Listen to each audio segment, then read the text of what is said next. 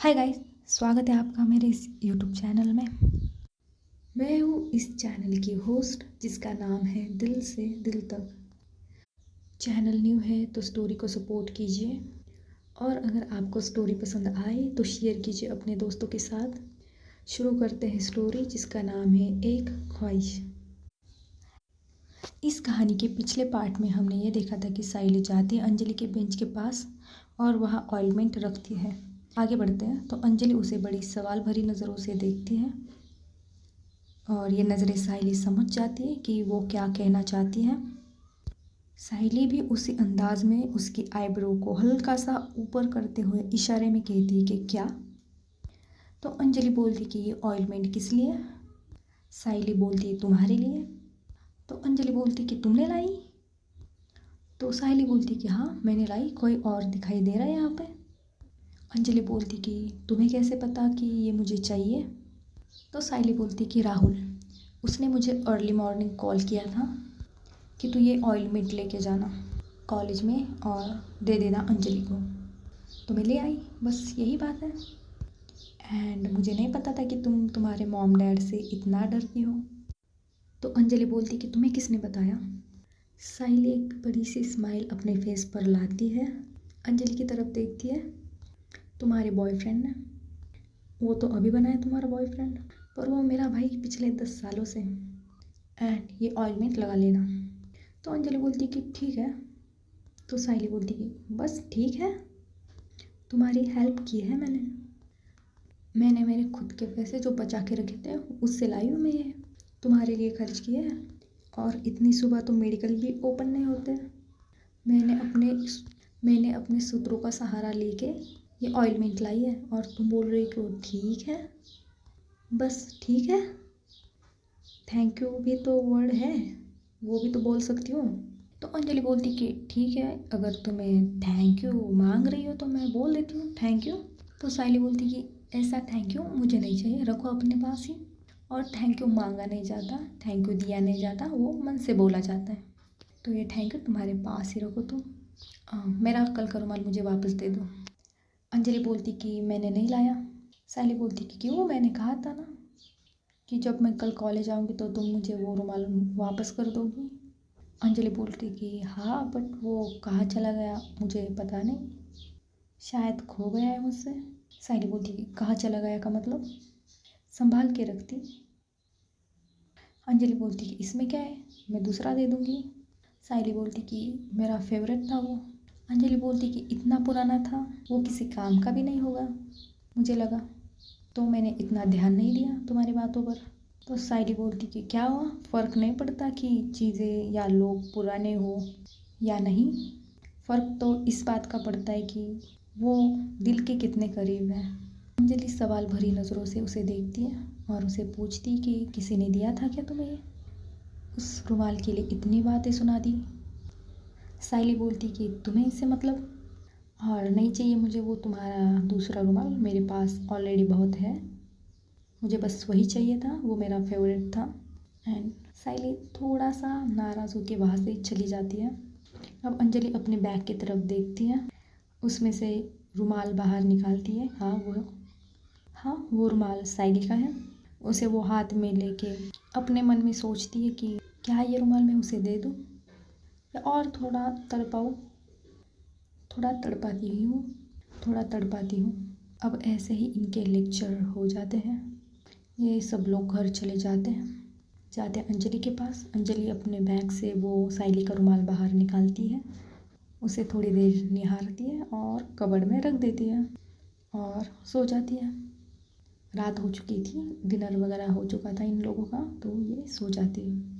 तो स्टोरी को थोड़ा आगे बढ़ाते हैं। आफ्टर 1 मंथ को इसलिए ले आए कि इसके बीच में इतना कुछ हुआ नहीं है, और अगर मैं इस 1 मंथ के बारे में बता देती तो आप लोगों को लगता कि ये स्टोरी बहुत लंबी खींच रही है। ये कैरेक्टर के अलावा सब कुछ दिखाती है, ये बस लीड को नहीं दिखाती, बाकी सबको दिखाती है, इसलिए मैंने वो स्किप कर दिया पार्ट। हाँ मेरे पास था उसे उसमें बोलने के लिए बहुत कुछ, बट छोड़ देते हैं ना, आगे बढ़ते हैं। हाँ तो साहिली बैठी है अपने क्लासरूम में, लेक्चर ऑफ है तो ये मस्तियाँ चल रही है। ये पीछे बेंच पे जाके बैठे, बैक बेंचर्स जैसे। सो इनकी क्लास में एक बच्चा आके बोलता है, साइली है, उसे टीचर ने बुलाया है, संगीता मैम ने। इससे आगे थोड़ा सा फ्लैशबैक जान लेते हैं पिछले दिन का।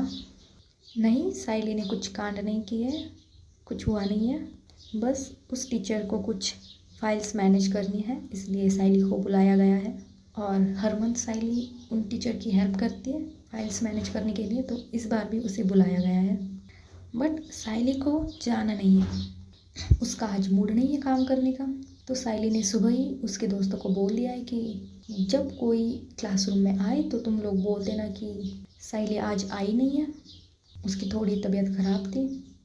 ऐसे झूठ मूठ के बहाने बना देना, बट कहना नहीं कि मैं यहाँ हूँ। तो उसके दोस्त भी उस बच्चे को बोलते हैं कि आज वो नहीं आई। बट तभी अंजलि को चुल मचती है और वो बोलती है कि आई है, वो पीछे बैठी है, देखो। वो लड़का घूर के पीछे देखता है, साइली वहाँ बैठी थी। वो बोलता है कि ये तो आई है, तुम लोग नहीं बोल रहे थे। तो उसके दोस्त बोलते कि मजाक कर रहे थे, हम तो मजाक कर रहे थे। तो साइली अपनी जगह से खड़ी हो जाती है और घूर के साइली अंजलि को देखती है बड़े ही गुस्से से, और आंखों में से पूछती कि तुमने ये क्यों किया मेरे साथ। तो अंजलि भी नज़रों से ही कहती कि मज़ा आता है मुझे करने में, तुम्हें सताने में मुझे मज़ा आता है, इसलिए किया मैंने।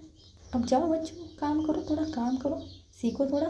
और साइली ऐसे ही घूरती हुई क्लासरूम के बाहर जाती है और सोचती कि इसका तो कुछ करना पड़ेगा।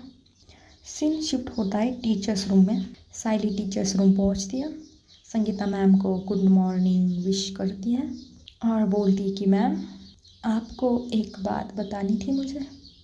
आज ना वो थोड़ी मेरी तबीयत मुझे ठीक नहीं लग रही, ख़राब है, और काम भी तो बहुत है आपके ऊपर भी और मेरे ऊपर भी।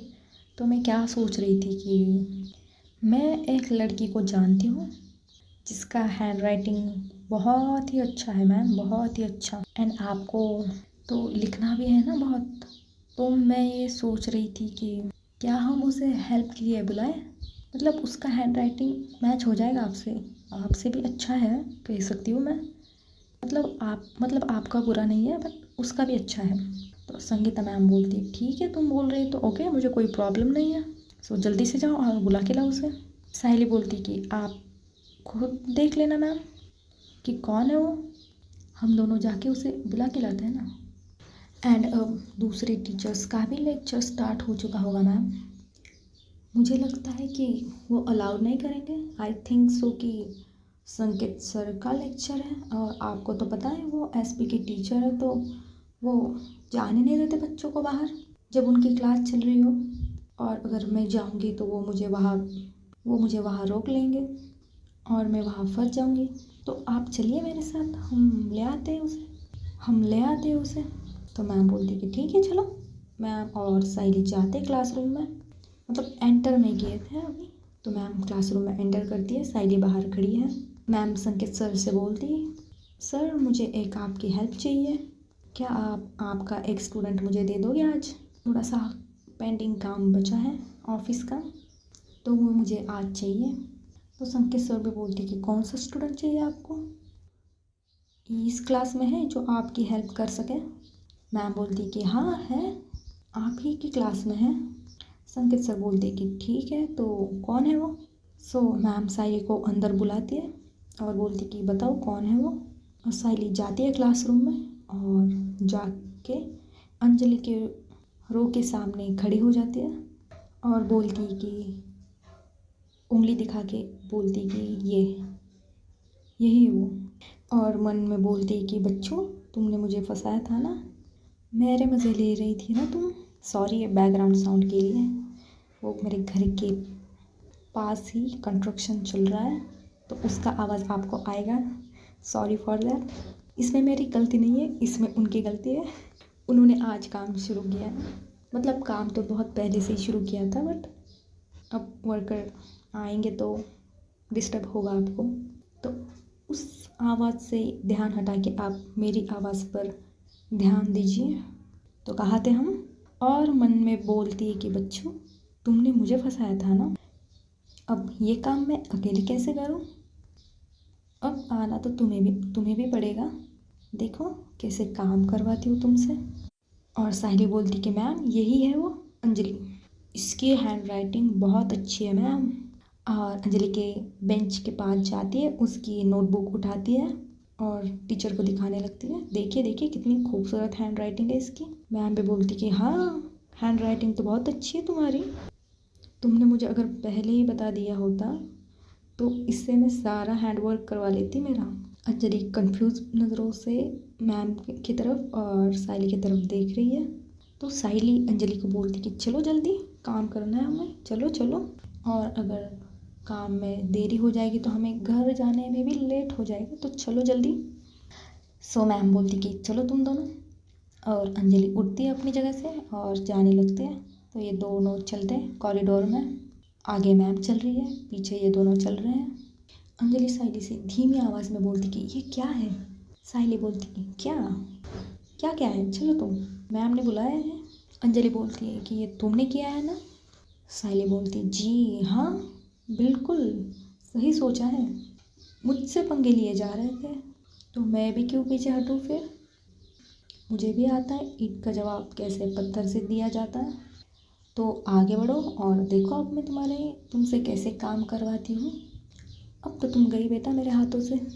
सो ये लोग ऐसी बातचीत करते हुए आते हैं टीचर्स रूम।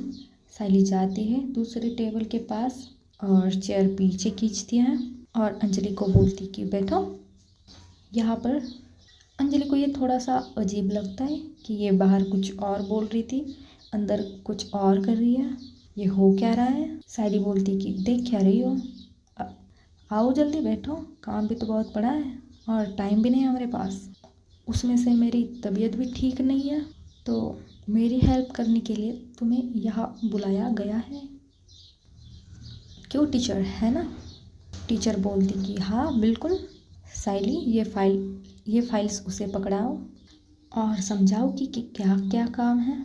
साइली एक तीखी सी स्माइल अंजलि को देती है और टीचर से फाइल्स ले आती है और कुछ अलग से पेपर ले आती है, अंजलि की तरफ देती है और उसे समझाने लगती है कि ये ऐसे ऐसे कैलकुलेशंस करने हैं एंड इस फाइल्स में उसका सारा टोटल लगाना है हमें।